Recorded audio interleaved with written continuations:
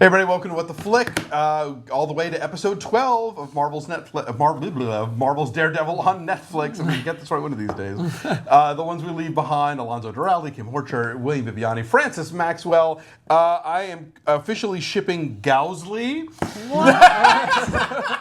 They are adorable together. They are a super couple, those two. They're corrupt as fuck, but boy, do they have chemistry. I cannot picture her in a bathrobe, like, you know, getting served breakfast in bed by Leland Owlsley. I just can't quite. Well, No, you actually, need to work. That's a flaw in yourself. No, that's actually pretty sweet, actually. That's totally doing it for me right now.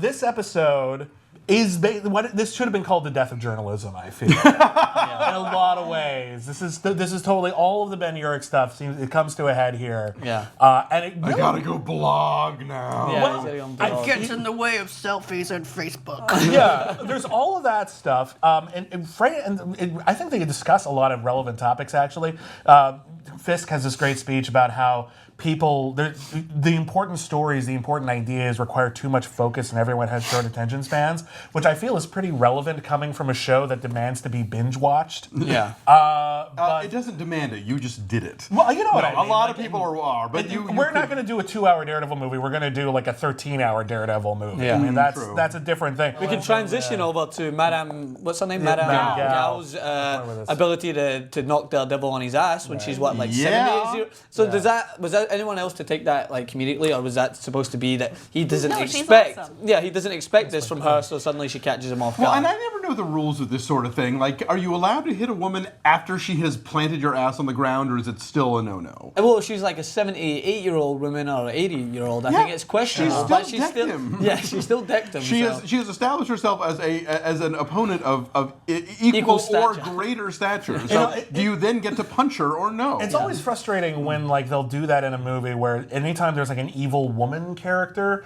only a good woman character can fight her, even if they have nothing to fight about. Yeah, You know, That's like not there's no true. baggage or Maybe anything. it's not true in Gotham though, because Penguin has no problem in wrapping the head onto Fish Mooney when he has to fight her. But we'll talk about that. And the classic, of course, is Faster Pussycat Kill, where where Tura Satana and that guy get into an amazing brawl. But you're right. For the most part, there is this taboo about that. Kim, thoughts? She's more than you think she is. Well, clearly. I But mean, would he be allowed to hit her back? Would it be weird if you saw him hit her back? I would say he could hit her back. All right, so you screwed up. Daredevil. You should have. No, because don't tell me. I just want to know. Like, was that? She's more than she seems. Okay. She Okay, says, that's I'm okay. from considerably further away from China. Yeah. Okay, I'm not going to spoil this, but sure. So the stamp that they put on the heroin, it refers to a character in Iron Fist. Yeah. So she's unraveled in that world somehow. She's probably from Kunlun. So she too is a kinda master of kung fu. Yeah, she comes from the same world as Stick, I guess, when you shouldn't judge them because of their age. Oh, and so this is all going to come up later in the Defenders? Yes. Yeah. Okay. So Thank you for pointing this out, because I would have missed Cinematic all that stuff. All right. Yeah. I was a little confused on why they were all blind, and she said that they blinded themselves. Can anyone clear that up for me? To unite themselves to her cause. It's like it's a cult thing. like Is that a Yeah. cult Yeah. thing? Yeah. Okay, so. But it's also, I mean, it also probably has a fair amount to do with, and they won't be able to really narc on us, ironically. Yeah.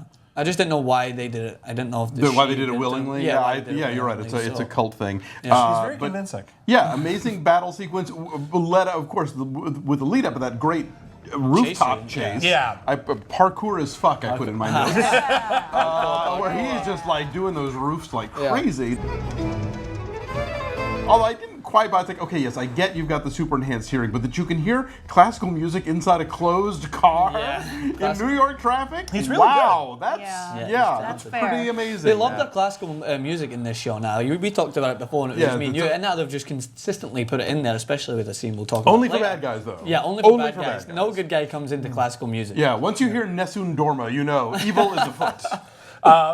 Talking a bit about Foggy, a.k.a. me. AKA Here's where we find out it turns out that we have it on record. He is an excellent booty call. Oh yeah, he is. Is that similar to you? Yes. And we have to take your word for it. Yeah, I have to take your word for it. That is your choice. That is your choice. I thought we could get depositions, I suppose. Yes, we supposedly could. No, I thought this was. Oh, I remember what I was going to get to now about the journalism. Yes. The first meeting, the first time we meet Ben Urich, the first scene he has in this show, he is speaking to a mafia don who says, I help you, I respect you because even though you dished out a lot of dirt on my stuff, you always left my family out of it. Yeah. And that's what's his undoing. Kingpin would have even just said, yeah, you're a journalist, what do I expect? You're doing what you do. It's when you brought my mom into it you don't that mess with I murder someone's you. mom. You don't mess with mommy. She just like Boss Jim Geddes and Citizen Kane. Herman Mankiewicz went first. So okay, Nice then. job.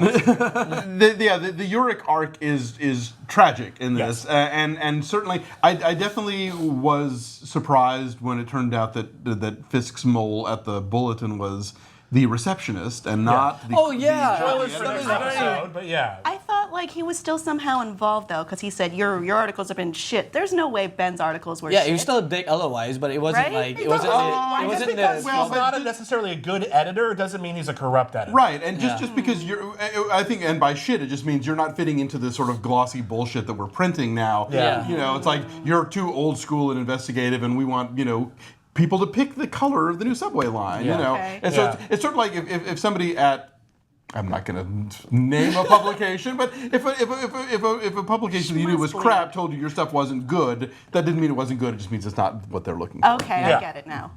I was with Karen later and like being like, that's that guy. He smiled, he pretended to be his friend, but perhaps I was wrong pointing the finger there. I don't know if we missed talking about it in the previous episode, but I do like the scenes with Karen when she basically is telling them how much the relationship between Matt and Foggy, like not fully clicking, is affecting them through the trifecta, because when those two are together and obviously they put their minds together, then that's when they start to get shit done, basically. And I don't know, was it the previous episode when she's like, you literally need to get this together because it doesn't feel like I made the right decision? Yeah, This says it for a couple episodes in a row. Yeah, there's an arc here where they're not speaking, but that gives them some place to work from to come back together again to have it mean something.